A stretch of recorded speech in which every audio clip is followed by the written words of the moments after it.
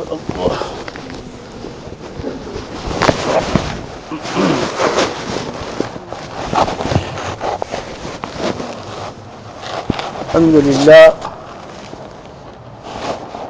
الصلاة والسلام علی رسول اللہ.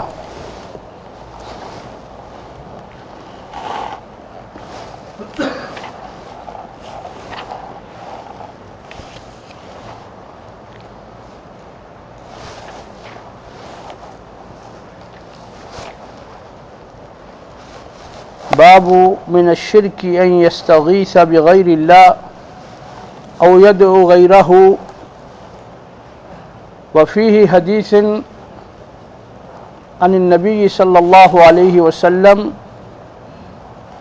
انه قال لا يستغاث بي وانما يستغاث بالله. وفي حديث آخر عن انس رضي الله عنه قال شج النبي صلى الله عليه وسلم يوم احد وكسرت رباعيته فقال كيف يفلح قوم شجوا نبيهم فنزلت ليس لك من الامر شيء الآية من سورة آل عمران.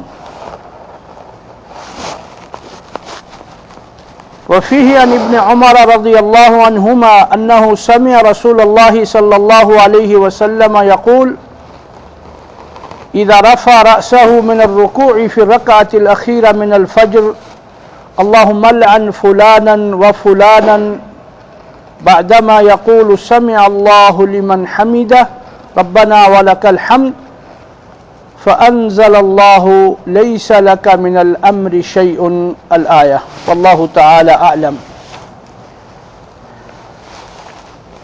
یہ باب اس بارے میں بیان ہے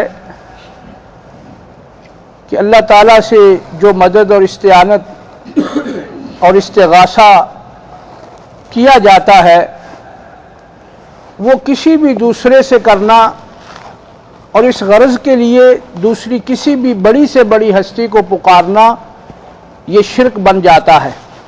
اس بات کا بیان ہے یہ. اس میں مؤلف الکتاب نے پہلی مثال دی، قرآن مجید کی آیات کو ذکر کیا جو عموم پر دلالت کرتی ہیں. قرآن مجید نے کسی کا نام نہیں لیا کہ فلاں کو پکارو، فلاں کو کوئی پکارے تو شرک بنتا ہے.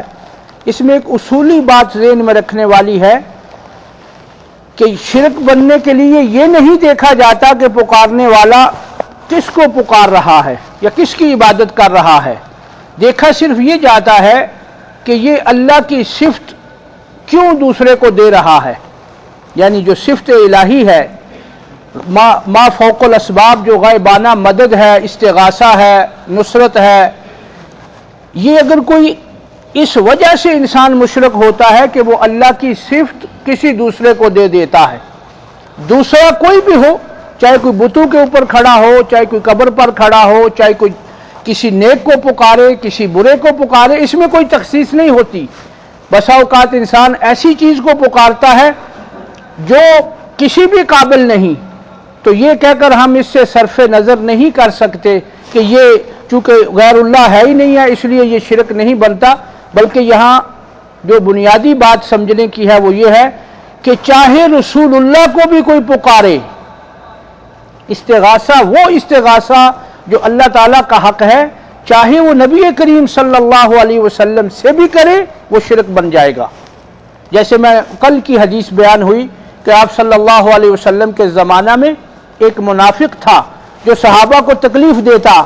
کئی روایات دور کی میں یہ بھی آیا ہے کہ وہ جہاں صحابہ نماز پڑھتے رات کو بچھو لا کر چھوڑ دیتا اندھیرے میں. کئی روایات میں یہ آیا ہے کہ وہ کسی پہ کوڑا پھینکتا، کسی کے راستے میں کانٹے بچھا دیتا. تو اس نے بہت تکلیف دی ان مسلمانوں کو. تو انہوں نے کہا آئیں چلتے ہیں نبی کریم صلی اللہ علیہ وسلم کے پاس، نستغیث برسول اللہ صلی اللہ علیہ وسلم، نبی اکرم صلی اللہ علیہ وسلم سے مدد مانگتے ہیں.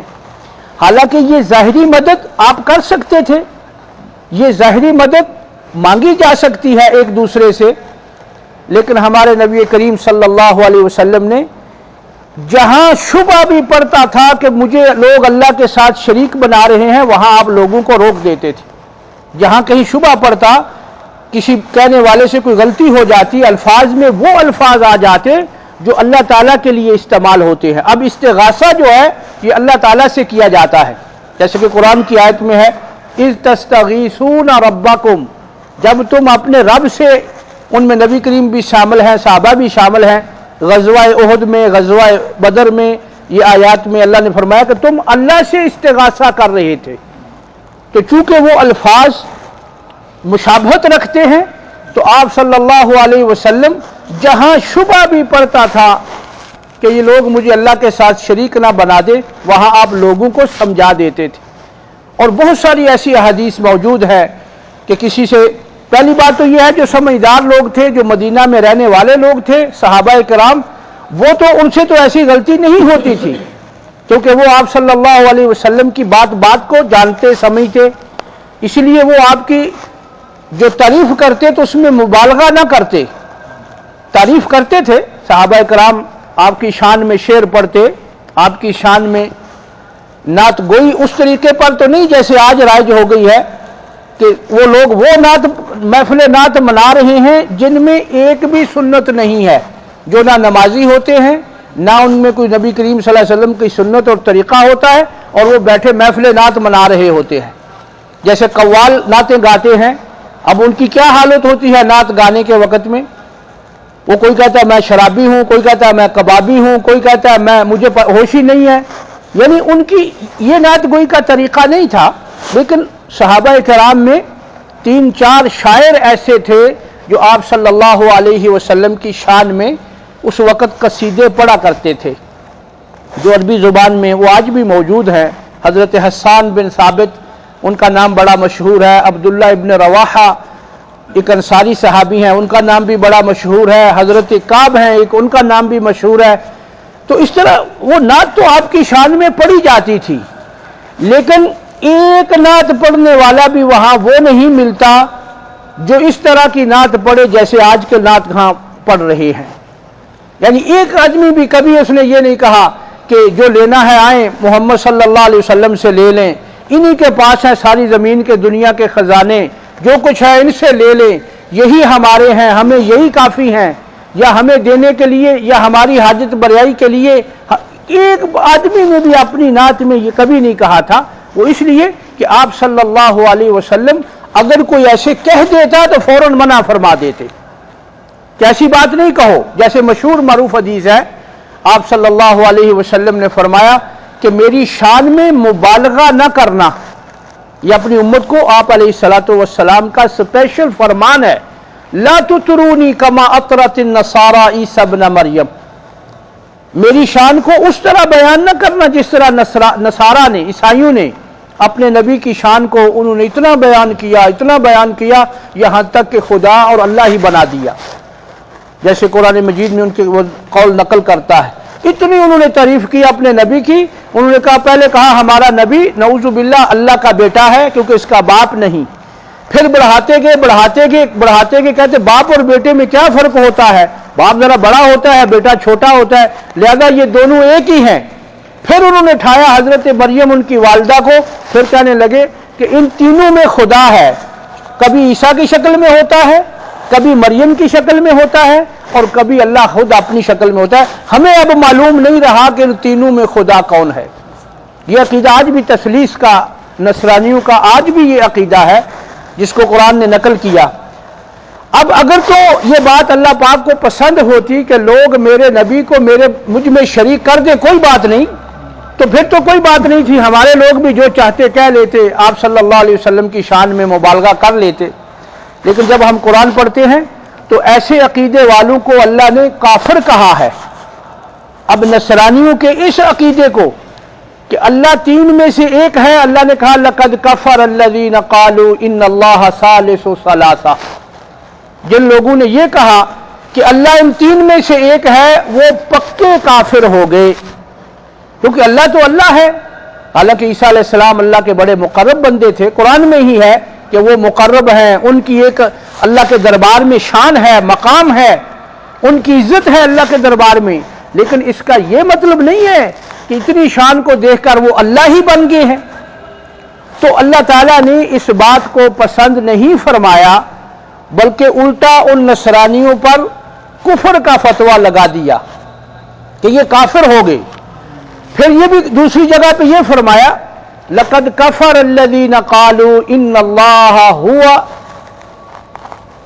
وہ لوگ بھی پکے کافر ہو گئے جنہوں نے یہ کہا کہ وہی اللہ ہے جو عیسیٰ ہے، عیسیٰ ہی اللہ ہے، اللہ تعالیٰ کی شکل میں، عیسیٰ اللہ کی شکل میں عیسیٰ علیہ السلام جو ہمارے سامنے موجود ہے۔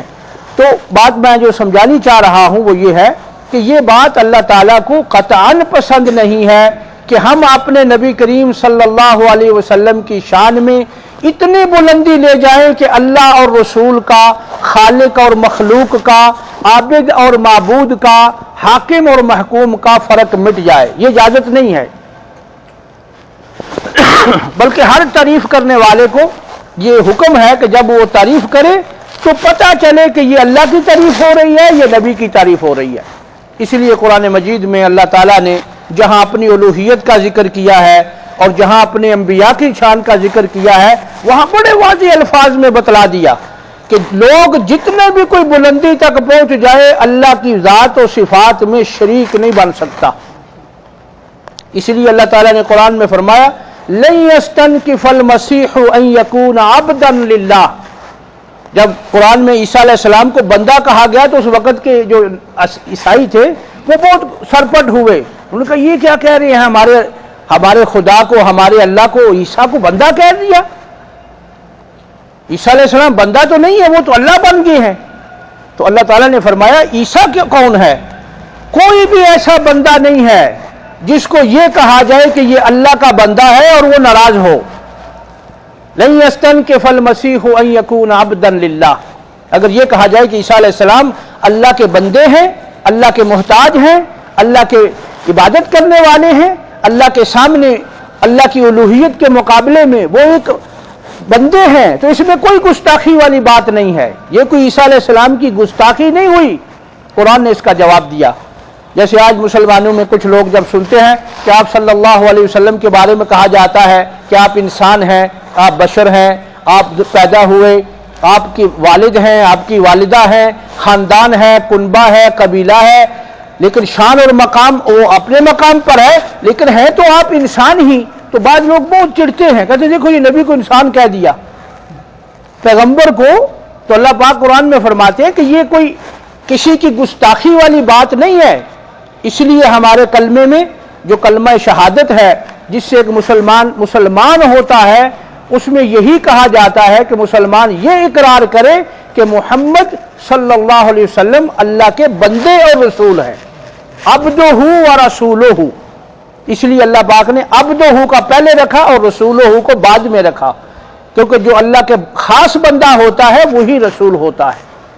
تو جو بات سمجھنے والی ہے نا کہ جو میں جس پہ ہم چاہتے ہیں کہ جس نتیجے پر پہنچیں وہ یہ ہے کہ یہ کسی کے لیے جائز نہیں ہے کہ وہ آپ صلی اللہ علیہ وسلم کی شان کریمی میں اتنی بڑھوتی کرے کہ آپ کو اللہ ہی بنا دے، تو پھر وہ اسی طرح اس کا یہ شرک ہوگا، اس پر وہی فتویٰ لگے گا جو عیسیٰ علیہ السلام کے بنانے والوں پر لگا۔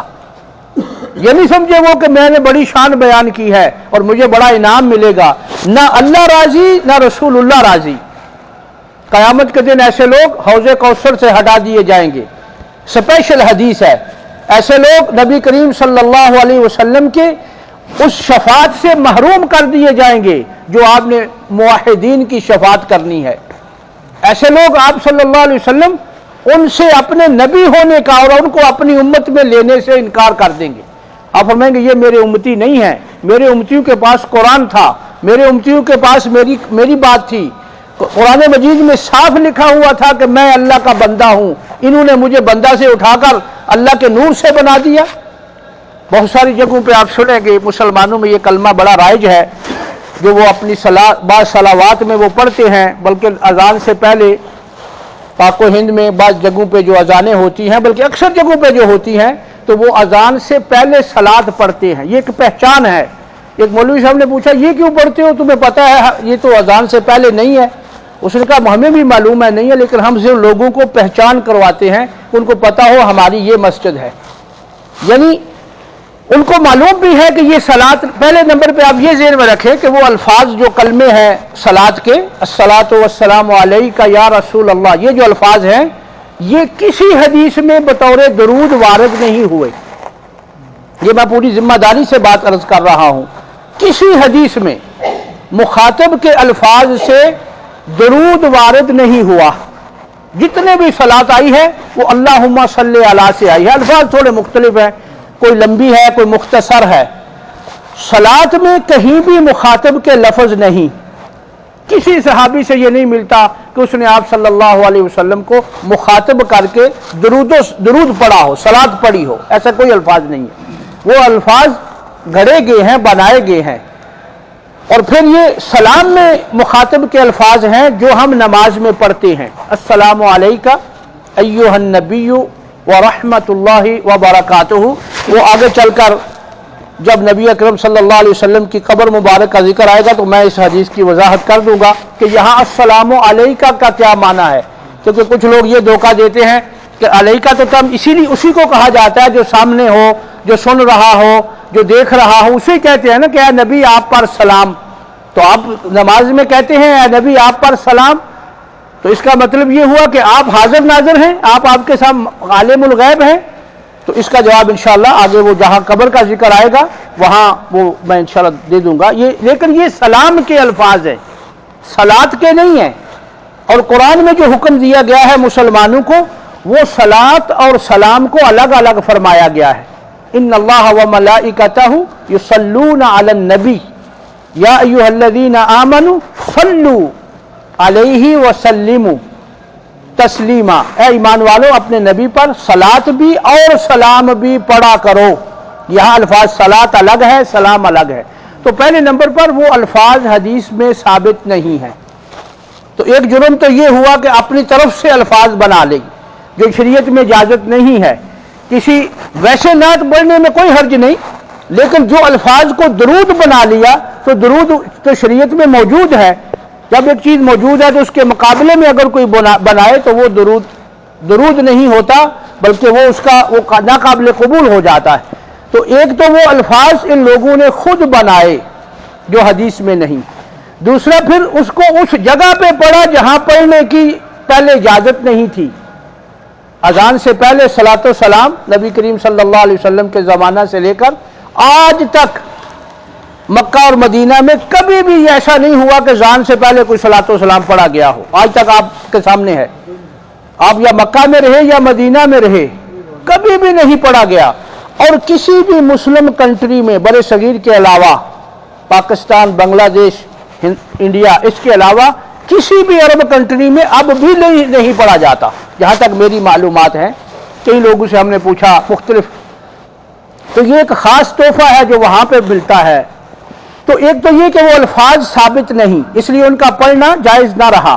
دوسرا یہ کہ وہ جگہ ایسی ہے، یعنی جہاں لوگ کھڑے ہو کر پڑھتے ہیں اذان سے پہلے، تو یہ موقع نہیں ہے اذان سے پہلے پڑھنے کا۔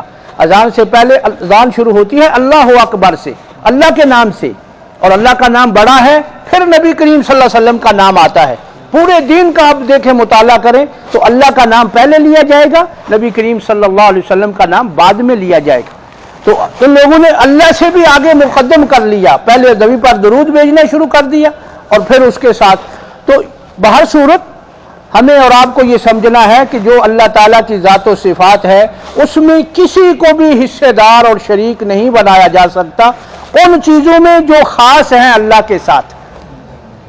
اور اگر کوئی بنائے گا، چاہے نبی کریم صلی اللہ علیہ وسلم کو بنائے، تو وہ شرک بن جائے گا، جس کی دلیل مؤلف الکتاب آگے جا کر ایک حدیث پیش کریں گے۔ جیسے یہاں پر پیش کیا کہ آپ صلی اللہ علیہ وسلم نے فرمایا کہ فریاد اور مدد مجھ سے نہیں مانگی جاتی، یہ اللہ سے مانگی جاتی ہے، اللہ سے مانگو یہ فریاد۔ تو آپ صلی اللہ علیہ وسلم کو بھی یہ بات پسند نہیں تھی کہ مجھے لوگ اللہ کی عبادت میں، اللہ کی پکار میں شریک بنائیں۔ یہی اصل عقیدہ ہے کہ اللہ کی اور نبی کی اطاعت کرتے ہوئے، فرما برداری کرتے ہوئے مسلمان جو اللہ تعالیٰ کی صفتیں ہیں وہ اللہ نے سمجھے، اور جو نبی کریم صلی اللہ علیہ وسلم کی شان اپنی ہے وہ کوئی اتنی تھوڑی تو نہیں کہ ختم ہو جاتی ہے اور اللہ کی شان میں داخل کرنا ضروری ہو جاتا ہے، بلکہ آپ صلی اللہ علیہ وسلم کی شان میں نعتیں پڑھی جائیں، تعریفیں آپ کی جائیں، جو تعریف آپ صلی اللہ علیہ وسلم نے پسند فرمائی ہے۔ اللہ تعالی ہمیں سمجھنے کی توفیق دے۔ وصلی اللہ وسلم علی نبینا محمد۔